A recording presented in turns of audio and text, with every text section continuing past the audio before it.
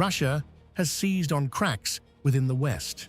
A top Kremlin-linked official has now openly mocked the European Union's top diplomat after reports of a heated clash with the United States at the G7. The sharp remarks signal Moscow's attempt to amplify divisions over the Ukraine war. But of course, as Kaya still has not read enough books to understand what diplomacy is, Marvel Comics do not teach diplomacy.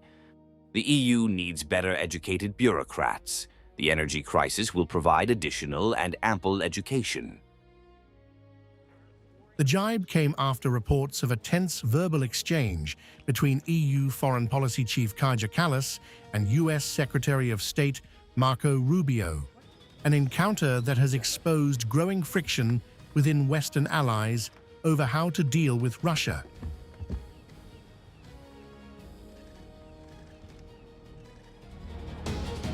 Tensions within the West have come into sharp focus.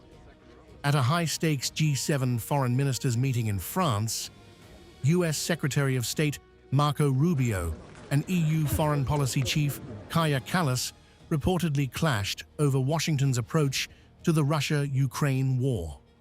According to Axios, the exchange exposed growing divisions between the US and its European allies. The flashpoint came as Kallas questioned why the US had not increased pressure on Moscow despite stalled peace efforts. The remark reflected mounting frustration in Europe over what many see as Washington's limited push against Russia. A year has passed, and Russia has not moved. When will your patience run out? Rubio responded sharply, defending US efforts and signaling limits to Washington's role. His reaction underscored a broader message. If Europe wants a tougher line, it may need to act independently.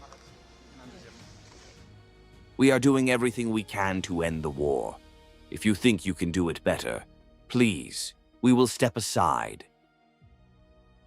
Despite the tension, European ministers reportedly urged the US to stay engaged, highlighting continued reliance on American diplomacy. Meanwhile, Moscow has pushed its own narrative.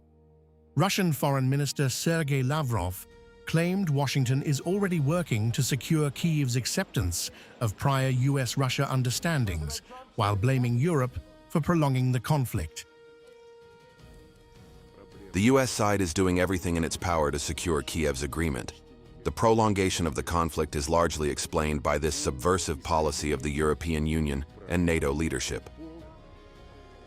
As divisions widen, the G7 exchange signals a deeper fracture, raising questions over unity, strategy, and who ultimately shapes the path to ending the war.